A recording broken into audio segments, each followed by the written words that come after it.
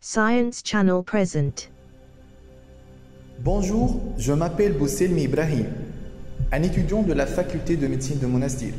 On va voir ensemble quelques points à propos de l'anatomie du cœur.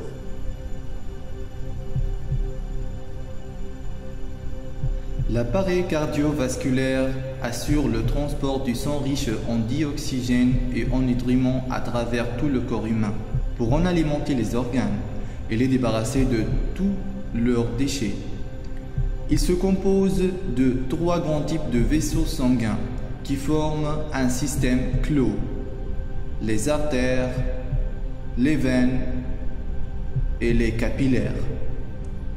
Ces 3 types de vaisseaux composent un ensemble de 100 000 km de long à travers tout le corps humain. Une artère transporte le sang du cœur vers les organes. Les veines, à l'inverse, le transportent des organes vers le cœur.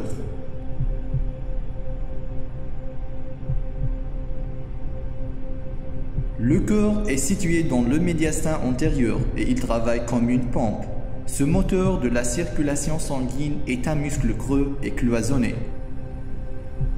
Le cœur est un organe complexe, vital, à contraction rapide et involontaire. Cet organe musculaire très puissant, situé au centre du thorax entre les 2 poumons. Il est véritablement le moteur de la vie. Il est pratiquement infatigable pour faire circuler le sang dans tout le corps à chaque instant sans relâche. La partie gauche et la partie droite du cœur sont séparées par un cloison. Ils contiennent chacune 2 cavités. L'intérieur du cœur a donc 4 cavités appelées chambres. Les 2 chambres supérieures sont les oreillettes. Elles servent à recueillir le sang passivement et l'envoyer par la suite dans les chambres inférieures respectives. Celles-ci, appelées ventricules, sont plus grosses, plus musclées et y pompent le sang en dehors du cœur. L'oreillette gauche recueille le sang des poumons et le ventricule gauche le propulse vers l'aorte. L'oreillette droite recueille le sang des veines et le ventricule droit le pousse vers les poumons. Pour éviter les frottements, le cœur baigne dans un liquide lubrifiant à l'intérieur d'une pochette étanche qu'on appelle le péricarde.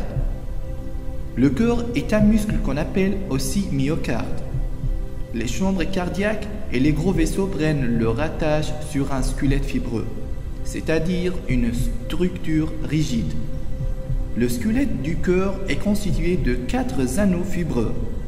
Le cœur s'articule autour des 2 anneaux les plus gros. Les oreillettes et les ventricules droite et gauche s'y attachent. Ces 2 anneaux sont également les points d'attache des 2 valves auriculo-ventriculaires. Les gros vaisseaux du cœur sont l'aorte qui amène le sang oxygéné vers les organes du corps et l'artère pulmonaire qui envoie le sang usé vers les poumons.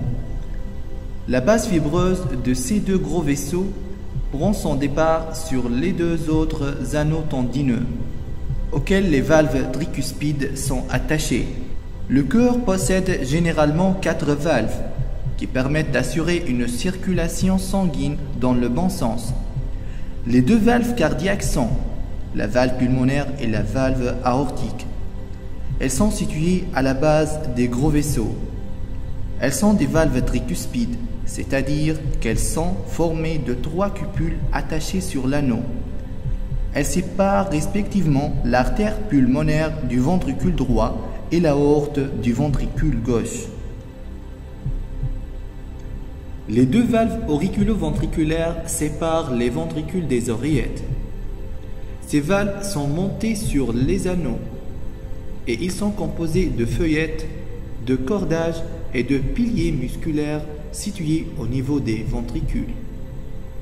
Du côté droit, c'est la valve tricuspide et du côté gauche, c'est la valve mitrale.